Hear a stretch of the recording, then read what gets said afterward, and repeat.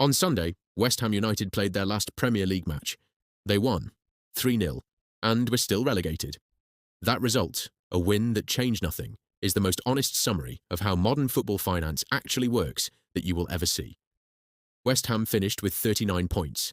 In any of the last 10 seasons, 39 points would have kept them up comfortably. This season, it sent them down. This is the story of a club that did almost everything right on the final day, and still lost everything, the deal that makes all of this worse. Let's start with the building. In 2012, London hosted the Olympic Games. The centrepiece was a brand new 68,000-seat stadium in Stratford, East London. It cost £2 billion of public money to build. 1 year later, Boris Johnson, then Mayor of London, signed a 99-year lease giving West Ham access to that stadium. West Ham contributed £15 million toward conversion costs. Their annual rent, £4.4 million. The current Mayor of London, Sadiq Khan, described the deal this way. Boris Johnson did the worst deal imaginable. As far as West Ham are concerned, it's the deal of the century. Now here is where it gets worse. Buried inside that 99-year lease is a relegation clause. The moment West Ham drop out of the Premier League, their rent is automatically cut in half, from £4.4 million to £2.2 million per year. That sounds like a saving. It is not, because the Championship runs 23 home league games per season, not 19. More games, more stewarding, more operational costs, all covered by the taxpayer. The Mayor confirmed the net impact. London taxpayers will lose an estimated £2.5 million per year. A 68,000-seat stadium built for the Olympic Games, now hosting Millwall, and the public picks up the tab. What actually just happened financially? Let's be precise about what West Ham just lost. Premier League broadcast distributions last season, approximately £112 million for a club finishing in their position. That figure drops to Championship distributions next season. Roughly £7 to £10 million per year. That is a £100 million reduction. Overnight. To soften the blow, relegated clubs receive parachute payments. Year 1, £45 million. Year 2, £27 million. Year 3, £18 million. After that, nothing. That sounds helpful. It is not enough. Because West Ham's financial position going into relegation was not the position of a healthy club absorbing a shock. It was the position of a club already in serious trouble absorbing a catastrophe. Their most recent accounts revealed a pre-tax loss of £104 million. Revenue had already fallen from £268 million to £226 million, and that was just from finishing lower in the table and losing European football. Their wage bill, £176 million. Their wage-to-revenue ratio, 67%, one of the highest in the division. At least £85 million in transfer instalments are still owed to other clubs, and they borrowed against a credit facility during the season just to maintain liquidity. This is a club that needed Premier League income the way a hospital patient needs a drip. They just had it removed. The fire sale that cannot be avoided.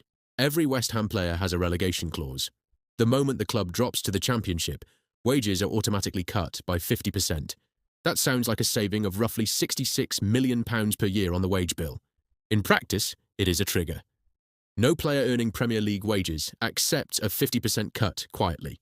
What actually happens is that agents activate release clauses, players request transfers, and the club is forced to sell its best assets at distressed prices into a market that already knows West Ham need the money. Lucas Paquetá left in January, sold to Flamengo for £36 million in the middle of a relegation fight. The club needed the cash more than they needed the player. Jared Bowen, West Ham captain, is already being linked with a move. The question is not whether he leaves.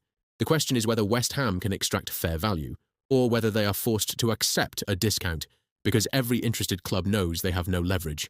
Every pound raised goes directly to covering debt, not rebuilding the squad. Why this time is different. West Ham have been relegated before, 2003, 2011. Both times they came back. But those relegations happened in a completely different financial era. In 2011, the Premier League's total broadcast deal was worth £1.7 billion. The gap between the top flight and the second tier was significant but survivable. Today, the Premier League's domestic broadcast deal alone is worth £6.7 billion. The gap between a relegated club's income and a promoted club's income has never been wider. The clubs that come back now almost always do so by spending money they do not have, taking on debt, gambling on an immediate return. Leicester did it. Sheffield United tried and failed twice. Some make it. Many spiral further. West Ham enter that gamble with a £104 million annual loss, 85 million in outstanding transfer debt, a wage bill designed for the top flight, a stadium that costs more to run than it earns, and a squad about to be dismantled in a fire sale. The parachute payments last 3 years. The debt lasts considerably longer. Here is what the data actually says. West Ham's relegation is not primarily a story about bad luck, though there was bad luck. It is not primarily a story about bad management, though 3 managers in 2 years tells its own story. It is a story about a club that spent at the level of the top 6 while earning at the level of mid-table. That took on transfer debt it could only service with Premier League income. That moved into a stadium deal so lopsided that even the building's own accounts value it at 0.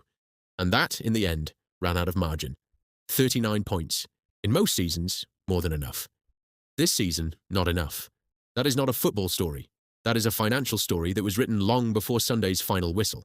And it is a story that is only just beginning.